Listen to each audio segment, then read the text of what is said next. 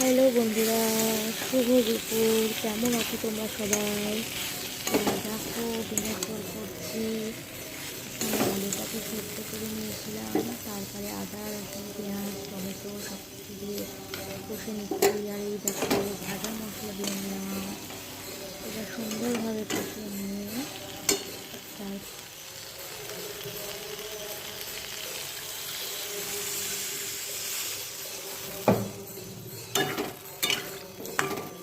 জলটা দিয়ে দিলাম। দেখো, আর জিরেগুলো সুন্দর ভাজা হয়েছে, জিরের ফোড়নে দিয়েছিলাম। আর এইদিকে ডিমটা সেদ্ধ করে ভেজে রেখেছিলাম। তো 3টে ডিম দিয়ে ডিমের ঝোল করলাম।